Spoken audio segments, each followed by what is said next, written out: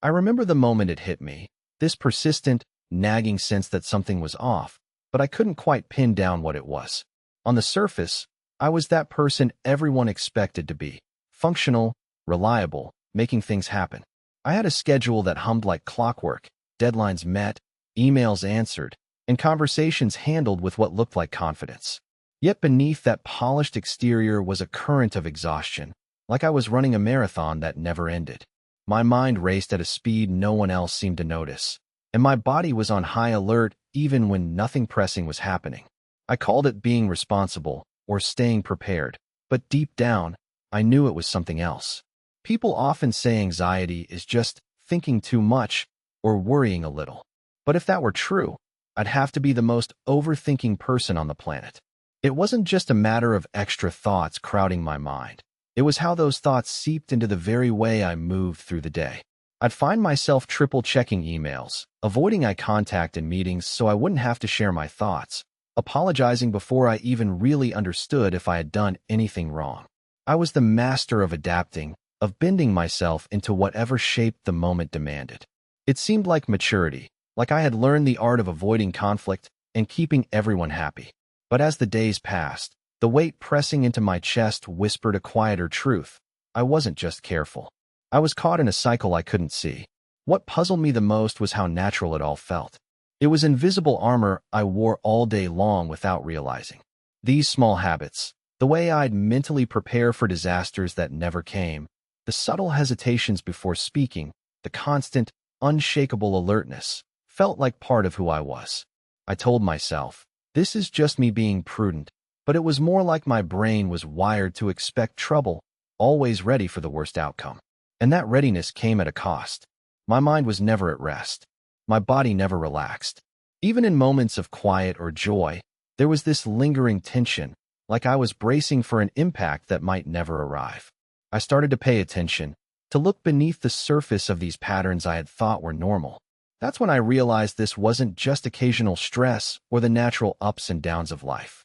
It was anxiety disguised as control, hiding in plain sight.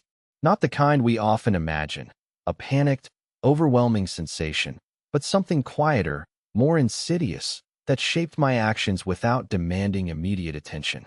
It was a shadow companion, molding my routines, my choices, and even my sense of self. I want you to imagine that same feeling. Maybe you've noticed it too, those moments when your body feels on edge, even though nothing scary is happening. The habit of double-checking that email, of mentally running through conversations before they happen, or the way you say sorry without really meaning it, just to keep the peace. You might have thought these were just parts of being an adult, the natural way we manage life's chaos. I thought that too for a long time.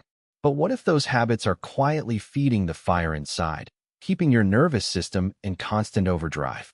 This story isn't about guilt or blame. It's about recognizing what's been woven into your daily life, often without your conscious permission. It's about seeing how anxiety can wear the mask of responsibility and maturity, making you doubt if you're even anxious at all. And it's about what happens when you decide enough is enough, not by changing who you are, but by understanding the unseen forces that shape your experience. I found myself at a crossroads. Do I keep pushing through the exhaustion, telling myself I'm just doing what needs to be done? Or do I take a hard look at these subtle behaviors that I used to pride myself on, to see if they were, in fact, silently draining me? I chose the latter, and the journey that followed changed everything. It wasn't immediate or dramatic. It was quiet, steady, and deeply personal. A process of uncovering, of learning to meet myself with kindness rather than judgment. A process of rediscovering how to live with presence instead of tension. Now, as I share this with you, I want you to imagine walking that same path. Not because you've failed or because something is seriously wrong, but because you deserve to feel calm in your skin. Because your mind, the one that's been humming with worry and caution, is meant for so much more than constant alertness.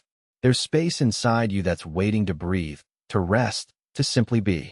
It's hidden beneath all those little normal behaviors you thought were just part of living. And when you start to notice those patterns, when you begin to understand how they have shaped your every move, you open the door to something new, a way of being that's clearer, lighter, and more fundamentally you. This isn't about erasing who you are. It's about freeing your mind from the tight grip of habits you didn't choose consciously. In the next part of this story, we'll dive deeper into the subtle ways anxiety shows up in your daily life, shaping thoughts and actions that feel so familiar you hardly realize they're there. But for now, just hold that thought. You are not alone, and what you're experiencing is real, even when it hides in plain sight. Together, we'll explore how to find peace without losing the parts of yourself you cherish most. There was a moment during a late afternoon meeting when I caught myself tensing up as a colleague voiced a minor disagreement. The tension in my shoulders skyrocketed, heart beating faster. Even though the issue on the table was trivial, I realized that beneath my composed exterior, I was rehearsing possible rebuttals, mapping out ways to avoid crossing this person in future interactions. That habitual mental loop, anticipating conflict before it arose, had become an automatic response, a quiet protector steering me away from discomfort. It didn't feel like anxiety in the dramatic sense. Instead, it was a series of subtle behavioral cues woven into my responses, shaping how I engaged with people and situations without drawing attention to itself. Beyond the social sphere, I began noticing that routines I once believed were marks of discipline or efficiency were actually extensions of that same anxious undercurrent. For example, organizing my entire week down to the last detail, leaving no room for spontaneity, initially gave me a sense of control and preparedness. Yet over time, it morphed into rigidness, a fortress erected to shield me from unpredictability. Once, on a weekend trip, a delayed flight sent my plans spiraling. My mind exploded with what-if scenarios, missed meetings, jeopardized projects, and looming failures. The schedules I prized so highly became shackles, and the grip tightened with every unforeseen twist. Conversations with people close to me further opened my eyes to this quiet tension. A dear friend, while describing my calm demeanor, remarked, "You always seem like you're carrying something just under the surface, like a low hum of worry." That simple observation struck like lightning. How often had I mistaken this internal pressure for strength or maturity? It dawned on me that those well-practiced smiles and polite deferrals hid a mind operating in hypervigilance, searching relentlessly for threats that weren't really there. One particularly revealing episode unfolded during a family dinner. As the discussion shifted to politics, I found myself shrinking into silence rather than expressing my thoughts. I felt the familiar urge to avoid stirring the pot, even though it was my own voice that I was silencing. Afterwards, I wrestled with frustration, not because of the topic, but because I'd relinquished my presence out of an ingrained fear of disagreement. Deep inside, this revealed a paradox. The very acts intended to maintain peace were quietly chipping away at my authenticity. The body's language, too, became a rich source of insight. I started paying attention to how frequently I clenched my jaw, how shallow my breathing became when anticipating even mundane tasks. There was an unrelenting tension coiled within, like a tightly wound spring waiting to snap. But rather than recognizing these signals as cries for rest or compassion, I habitually pushed past them, interpreting discomfort as a signal to work harder, prepare more. The cycle fed itself, intensifying this undercurrent of unease disguised as productivity. What weighed most heavily was the invisibility of this state to myself and others. Colleagues praised my reliability, friends admired my calm, yet beneath those accolades lay an unspoken fatigue, a mental alertness that rarely switched off. It reminded me of a lighthouse beacon that keeps circling long after the storm has passed. The light is meant to protect, but if it never dims, it burns out the machinery inside. The question then became, how do I learn to turn down that light without feeling exposed, vulnerable, or out of control? Consider moments when we act with excessive caution around everyday decisions, constantly double-checking, second-guessing, rehearsing conversations before they even begin. These habits, I found, are not only manifestations of worry but also traps, amplifying uncertainty by refusing to allow space for mistakes or surprise.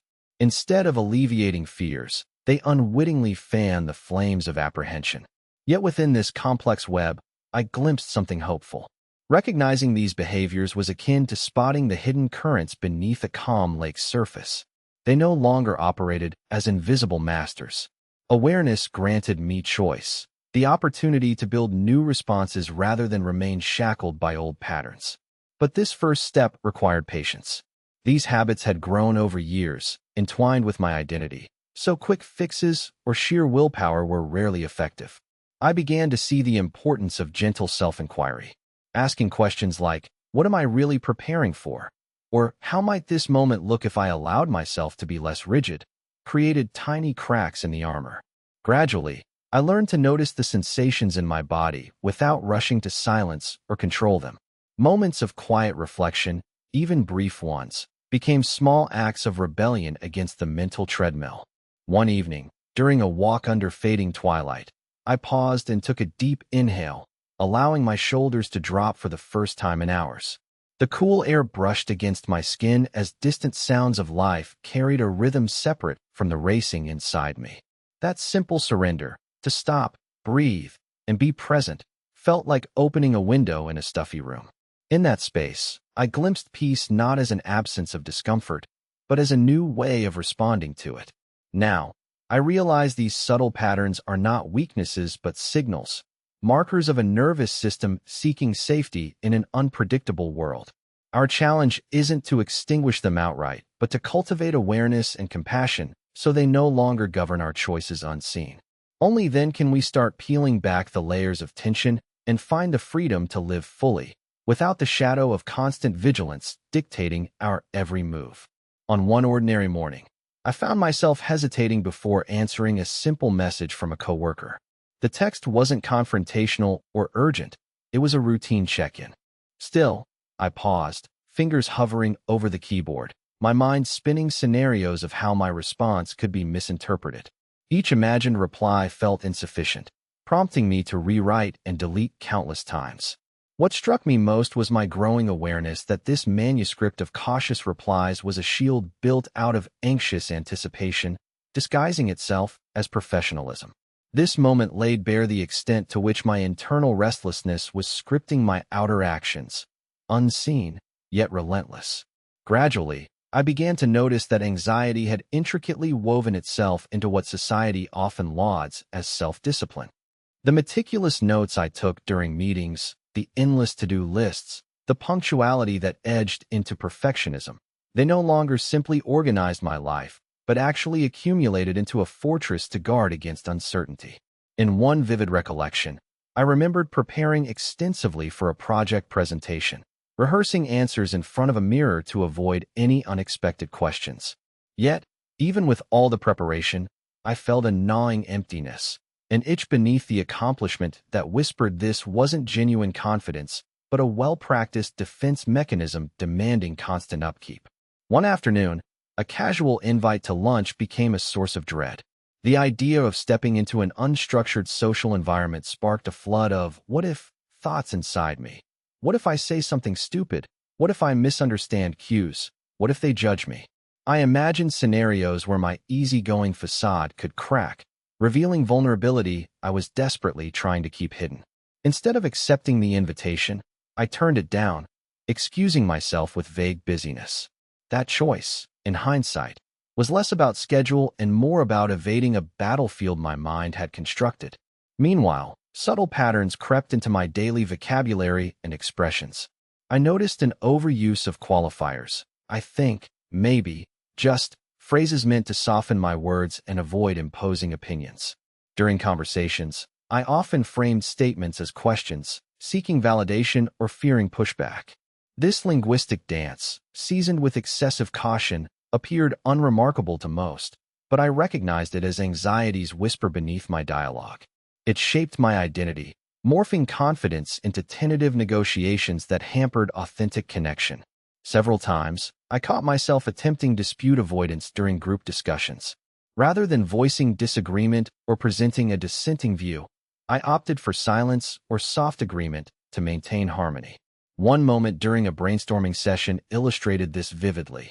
An idea didn't sit right with me, but instead of speaking up, I nodded mechanically, locking away my hesitation. Afterwards, frustration simmered quietly within me, born from surrendering my voice for the illusion of peace. That experience highlighted a tension between belonging and self-expression that anxiety cruelly exploits. coaxing us into agreeable masks. Physical sensations also served as messengers of my unseen turbulence. A persistent tightness in my chest during routine tasks, unexplained stomach knots before minor decisions, and a pervasive restlessness that thwarted restful sleep all painted a picture of subtle bodily alarms. One night, lying awake, the silence was punctuated only by a rapid heartbeat and a mind unwilling to settle. The exhausting relentlessness of this internal noise forced me to confront the disconnect between outward composure and inner chaos. Amid these reflections, I vividly recall a conversation with a mentor who said, "You seem to carry a weight others don't see, like walking through fog with an invisible backpack full of stones." Her metaphor clicked instantly. Anxiety had morphed into invisible ballast, shaping not just my behavior, but the way I navigated the world. Careful steps, guarded glances, rehearsed smiles. Her words helped frame my experience in a new light. I wasn't merely anxious. I was burdened by an invisible load influencing every decision. Inside this realization lay a paradox. The behaviors that I equated with maturity often masked vulnerability. Preparing excessively, steering clear of conflict, accommodating others. These were survival strategies, but shackled me in patterns that drained vitality. Now, I understood that these strategies demanded constant vigilance, creating a cycle where the coping mechanisms became the source of exhaustion. Reflecting on this, I tried experimenting with small, deliberate disruptions of these ingrained patterns. I challenged myself to send that first message without rewriting, to decline the impulse to apologize quickly or qualify my words unnecessarily. In one memorable instance, I voiced a minor disagreement during a team call, a short phrase spoken firmly but kindly. The response wasn't catastrophic. It was met with understanding and no lasting fallout. That moment cracked the illusion that vulnerability invited disaster and opened a window to a new way of engaging. Encouraged, I began to seek moments of unstructured presence. During walks around the neighborhood, instead of plotting next steps mentally, I focused intently on my senses, the rustle of leaves, the feel of the breeze, the rhythm of my footfalls. These pauses, though brief, unraveled fragments of tension, inviting subtle relaxation into the body. It felt as if I were reclaiming territory anxiety had long occupied, one step at a time. At times, the journey felt fragile and fraught with setbacks. Old habits pulled like gravity, threatening to reassert control.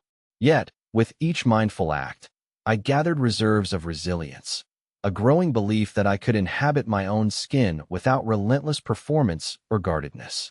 This balance between challenge and tenderness reshaped the relationship I had with my anxious undercurrents, moving toward coexistence rather than battle. Now, consider how this applies when you face uncertain moments in your own life. Notice if preparation eclipses spontaneity, if silence replaces your truth, or if your body speaks a language of concealed tension. Such awareness is the doorway to transformation, a subtle invitation to step out from the heavy cloak of unseen fears and into a livelier, more authentic presence that's always been within you. There was a time I noticed how my morning routine had quietly morphed into a ritual of avoidance.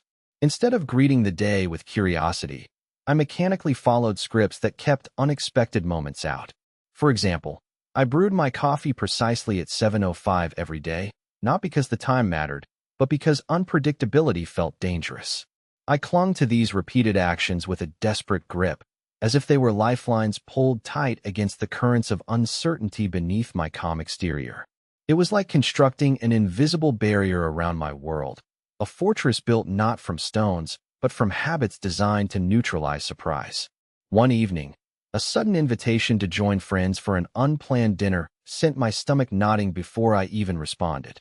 The idea of missing an itinerary rattled me, but more than that, I struggled with surrendering control. When arriving, I nervously scanned the room for familiar faces and subtle cues, seeking reassurance that everything was proceeding safely. My forced chuckles contrasted sharply with my internal alert system, a mental radar tuned to detect any shift that might unsettle me. That night, beneath laughter and small talk, my muscles remained tight, my breath shallow, as if my body was rehearsing a play scripted by caution. Conversations began to feel like carefully choreographed dances. I noticed how I often anticipated the words of others, preparing mental rebuttals or alternative responses before they spoke. One particular meeting stuck in my mind. A colleague voiced a critique, and instead of listening fully, my mind darted ahead, crafting justifications and defenses. Afterward, I realized I had missed the essence of what was shared because my inner dialogue commandeered my attention. It was as if my brain refused to rest in the present, operating like a vigilant watchtower that prioritized defense over connection. Sleep became another battlefield. I lay awake, eyes closed but mind wide open, tirelessly running through possible scenarios for the next day. Tasks multiplied in my imagination, some realistic, others wildly improbable. I remembered clutching the covers, feeling the pulse of my heart thudding irregularly in the dark. No matter how exhausted my body was, my mind refused to release its grip, as if loosening control might invite chaos. This exhaustion added layers to my weariness. Physical tiredness intertwined with an unshakable sense of unease that clung like a shadow, even in the quietest hours.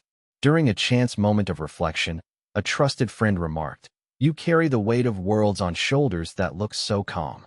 Her observation landed heavily, inspiring me to explore the intangible burdens I bore. Through journaling, I began to map out these invisible loads, not just fears of the future, but expectations pinned to my identity. The pressure to perform flawlessly, to anticipate problems before they arise, to maintain harmony at all costs. It all took shape as a story I'd unconsciously authored. Realizing that this narrative fueled my constant alertness was both sobering and freeing. It gave me a target to aim for changing. In one vulnerable conversation, I confessed the exhaustion hidden beneath my steadiness. My confidant listened without interruption, then said, "Maybe what you call strength is also a form of survival." That phrase lingered in my thoughts, revealing a new layer of self-understanding. I began to see how endurance, discipline, and control often mask fragility, like a cracked facade cemented by repetitive acts. This insight shifted my perspective. Instead of berating myself for feeling overwhelmed, I nurtured a tender curiosity about those hidden corners of my psyche. Seeking ways to reclaim equilibrium, I experimented with embracing discomfort as a teacher instead of a foe. During a group discussion, I deliberately paused before responding when a tense topic arose, acknowledging uncertainty rather than filling silence with hurried answers. This simple act felt like stepping into uncharted territory. The risk of seeming unsure or imperfect stirred apprehension, yet also a faint thrill. Surprisingly, others respected the space I created, and no collapse followed. This experience planted a seed of courage that grew with subsequent mindful choices. Outside demanding environments, I found solace in slowing my pace intentionally. Walking through a park, I noticed the intricate patterns of leaves morphing in the breeze, the aroma of damp earth after rain, the distant hum of life moving beyond personal concerns. These sensory moments invited a gentle reprieve from relentless inner chatter, allowing breath and body to untangle from tension's grasp. As I lingered in these experiences, clarity emerged, not as a solution to a race challenge, but as a quiet strength born from acceptance. This journey uncovered an intricate dance between control and release, between self-protection and vulnerability. The very routines crafted to safeguard me had also masked opportunities for connection with myself and with others. Recognizing this dynamic awakened a hunger to rewrite how I engaged with uncertainty, shifting from resistance to openness. It wasn't about abandoning responsibility, but rather infusing it with grace, trusting that embracing imperfection could open doors to deeper peace. Reflect on instances in your own days where patterns might echo this subtle tightening, where choices serve as shields more than bridges. Notice the spaces where relaxation waits patiently beneath tension's surface, waiting for your permission to emerge. Through witnessing these whispers, you begin to reclaim the rhythms of presence and ease, inviting a new harmony to weave through your experience. In one of the quieter moments of my week, an unexpected wave of restlessness crept through me, not triggered by any event or deadline, but seemingly from thin air. This unease wasn't accompanied by a clear thought or worry. It felt like a subtle hum beneath my awareness, a low-frequency vibration my mind struggled to interpret. It dawned on me that anxiety can sometimes operate like background noise in a busy cafe, easy to ignore, but constantly shaping the atmosphere. In that hum, I glimpsed the hidden influence anxiety wields over even my calmest and most mundane experiences. I recall an instance during a casual stroll when something as simple as crossing a crowded street stirred a compulsive urge to plan every step meticulously. Observing the ebb and flow of pedestrians, I noted how my gaze flickered nervously between each signal, calculating safe passages as if life hinged on perfect timing. This hypervigilance drained energy and peeled me away from fully inhabiting the moment. It illustrated how the very act of anticipating harm, no matter how minor, siphons presence from everyday interactions and replaces it with a mechanical urgency. Building from this awareness, I remember a conversation with my partner that highlighted another layer of anxiety's reach, its influence on trust. We were discussing plans that called for spontaneity, like an unplanned weekend getaway. My immediate reaction was one of resistance and unease, thoughts swirling about potential disruptions to rhythm and control. "Are you really okay with this?" my partner asked with quiet patience. The hesitation in my voice revealed the extent to which my mind hesitated to relinquish predictability. This dialogue underscored how anxiety subtly erodes trust, not only in others, but in the flow of life itself, leaving us clutching to schedules and safeguards that offer temporary relief but deepen the isolation from natural experience. At work, the pattern manifested differently, but just as powerfully. During feedback sessions, instead of opening myself to input with curiosity, I would rehearse mental arguments or defenses. One feedback conversation stood out. As my manager discussed areas for growth, I felt a surge of defensiveness bubble up. Rather than accepting the critique as guidance, my mind raced to justify actions and protect my self-image. That internal resistance built emotional walls that muffled the constructive intent beneath the words. Later, reflecting back, I realized anxiety had converted professional growth into a trial, robbing me of openness and resulting in missed opportunities for genuine learning. Social gatherings offered another rich terrain where anxiety's imprint became apparent. At a recent birthday party, I found myself monitoring my reactions constantly, scrutinizing each smile and laugh to gauge if I fit in. Conversations felt like puzzles to solve, and silences became traps to escape from swiftly. Even while surrounded by friends, there was a persistent undercurrent of alienation, a feeling that I was both observer and participant, never fully relaxed. This tunnel vision towards self-monitoring fractured authentic connection and left me emotionally depleted by the time goodbyes arrived. The emotional toll mirrored itself physically, particularly through subtle but persistent muscle tightness and shallow breathing I didn't initially associate with stress. One afternoon, seated at my desk, I became aware of a clenched jaw and stiff neck that had built quietly over days. In seeking relief, I experimented with progressively deeper breaths and found temporary release. What felt like minor discomfort was actually the body's coded alarm system, alerting me to decades of unnoticed tension woven into my muscles. Realizing this relationship between physiological signals and emotional states transformed my approach to self-care, inviting practices focused on embodiment and relaxation.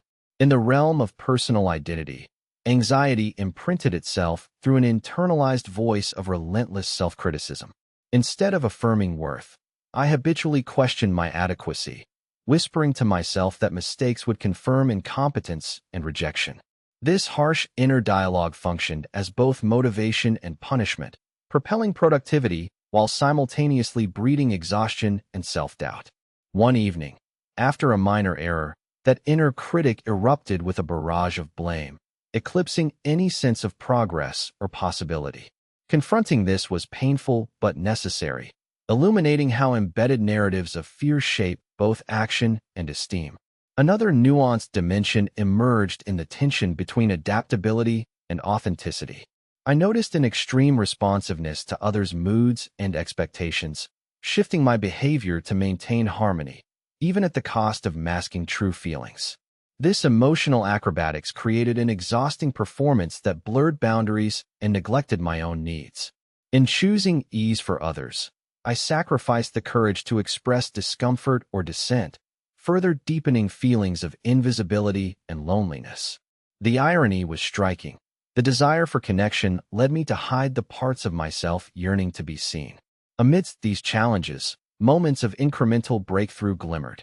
In one silent morning, as sunlight filtered through the curtains, I hesitated before diving into my usual list of tasks.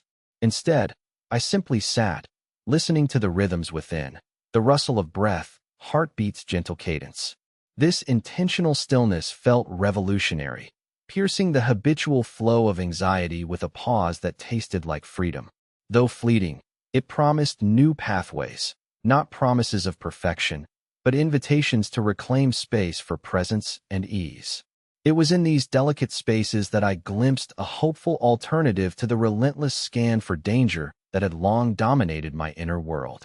Now, think about your own moments abandoned to distraction or second-guessing. Consider how subtle sensations or mental routines might orchestrate your experience from behind the curtain.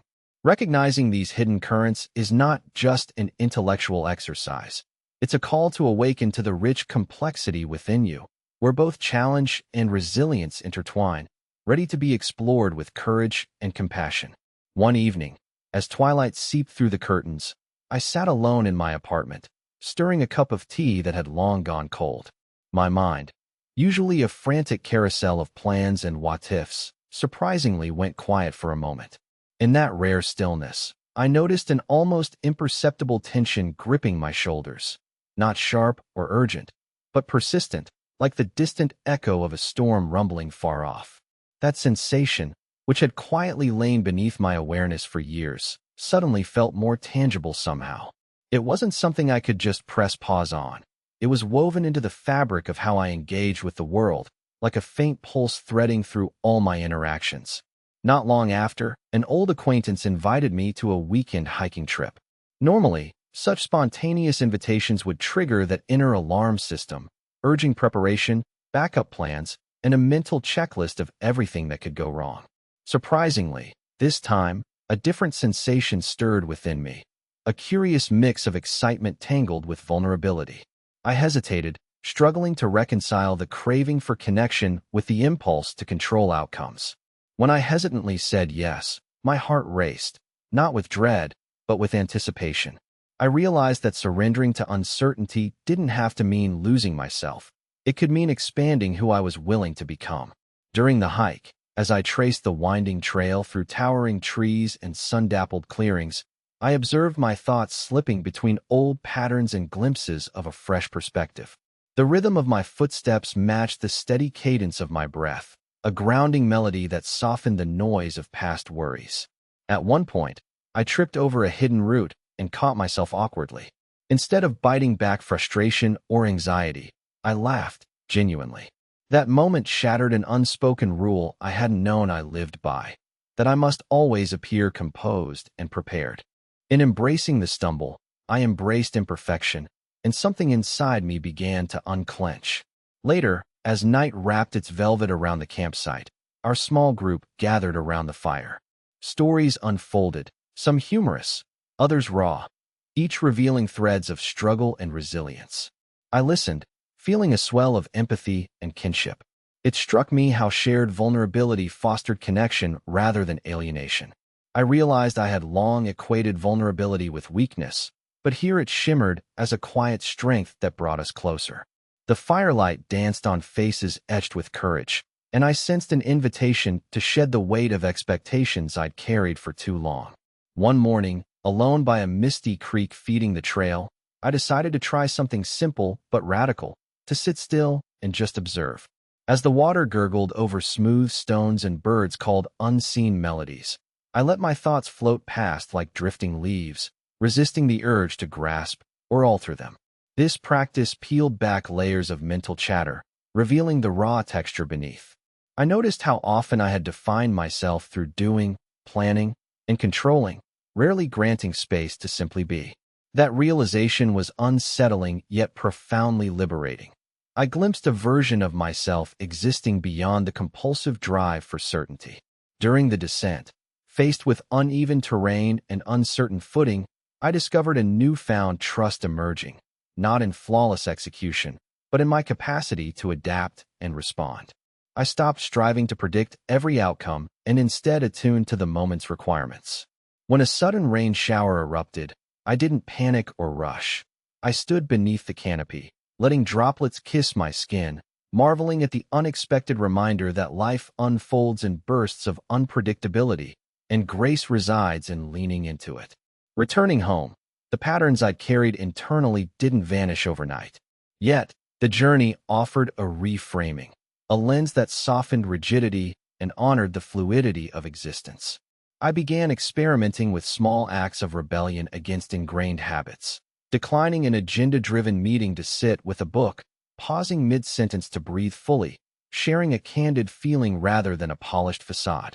These choices weren't easy. Sometimes they whispered doubts of recklessness or laziness. Nonetheless, each moment chipped away at the inner fortress built on hypervigilance, revealing a landscape of possibility beneath.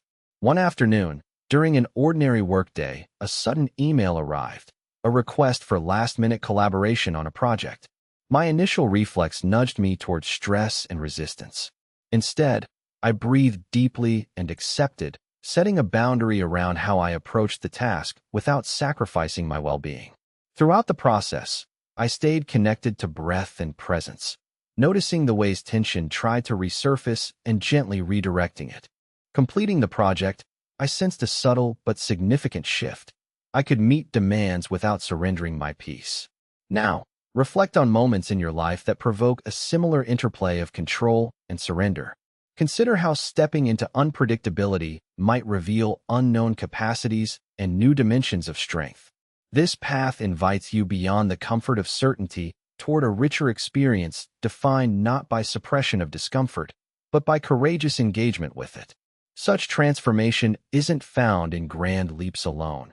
It unfolds in the quiet willingness to embrace imperfection and to dance with life's shifting rhythms.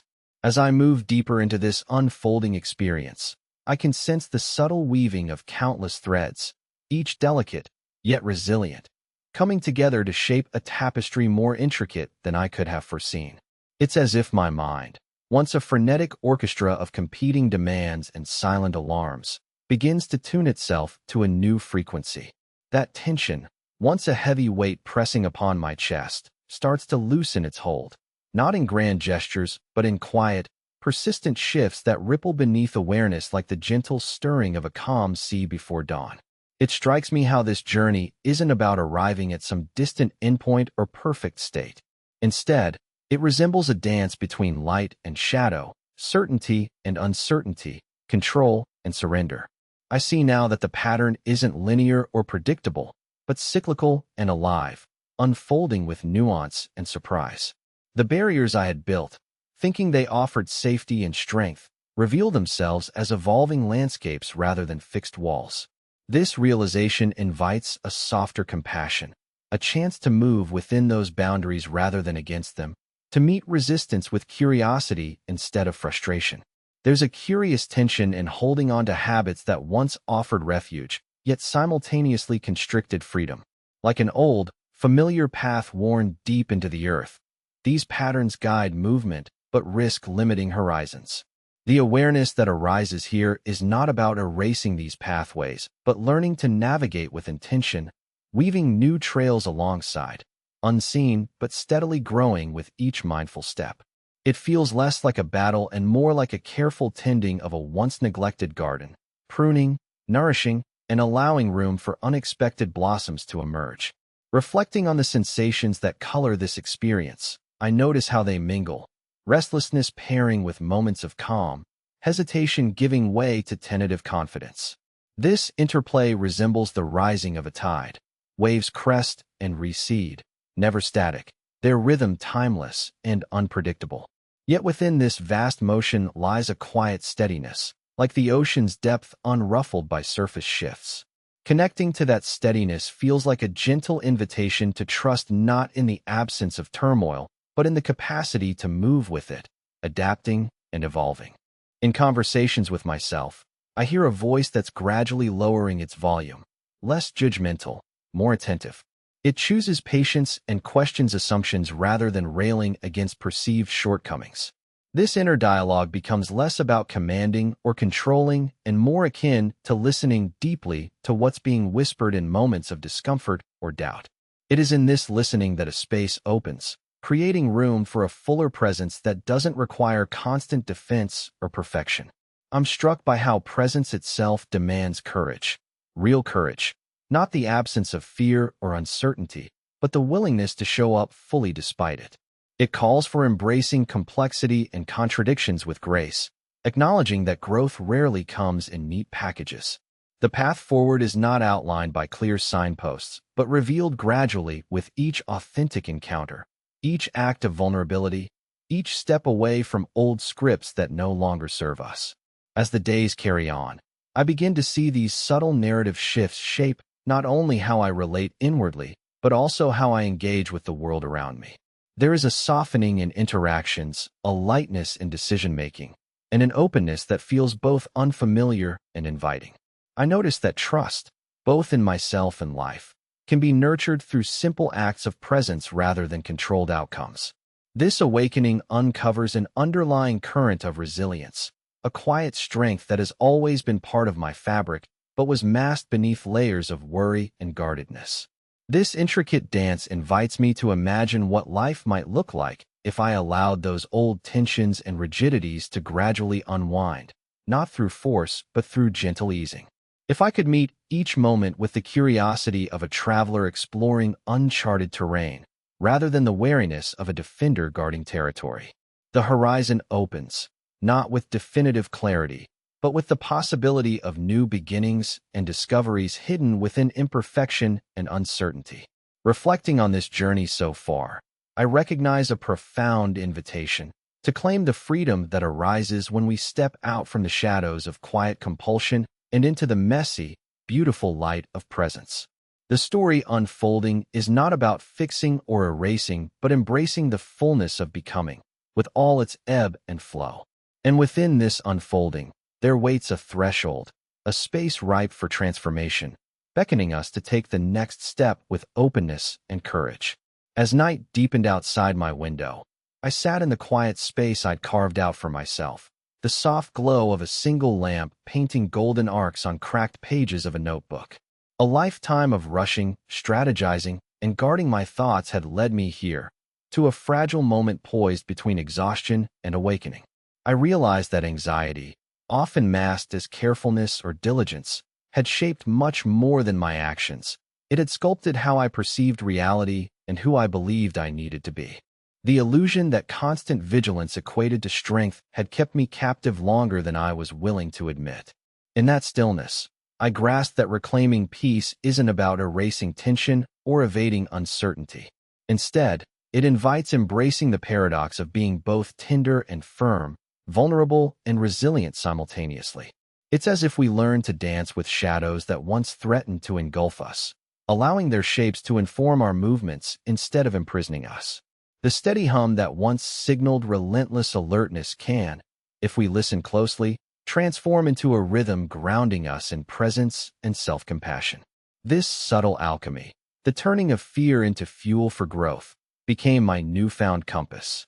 I recall speaking quietly to a friend some weeks ago, confessing how moments of stillness once sent me spiraling into unease, convinced that doing nothing spelled failure or weakness. She smiled and said, "What if rest is your real power?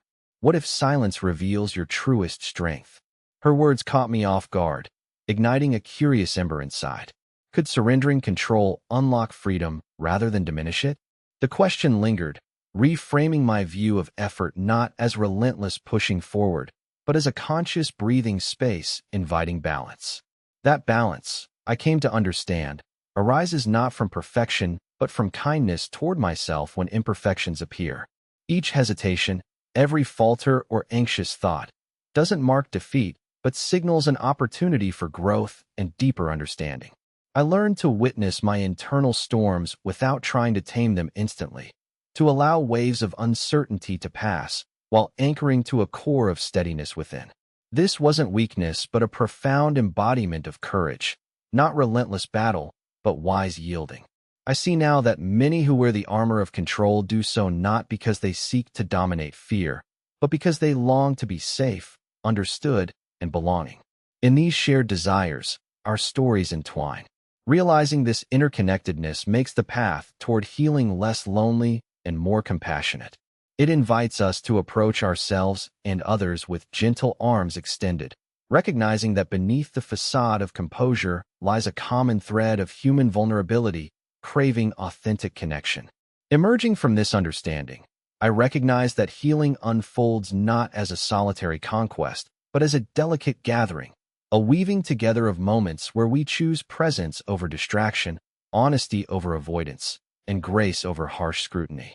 The freedom I once thought lay beyond control lives instead in embracing life's messiness and acknowledging the deep wisdom residing in our emotions. To walk this path is to honor ourselves fully, the brave, the weary, the hopeful, all parts coexisting within a landscape rich with possibility. Tonight, I am reminded that transformation does not arrive as a bolt of lightning, but as a slow sunrise, inching warmth and illumination into shadowed corners. Each day offers a chance to meet what was hidden, not with judgment, but with the tender witness of a friend who has journeyed alongside us. I invite you to turn inward gently, to notice where old patterns continue to whisper, and to welcome new ways of being that may surprise you with their softness and strength. The invitation is simple yet profound, to live courageously in the unfolding mystery of ourselves, allowing space for fear and hope to coexist as vital threads in the fabric of life.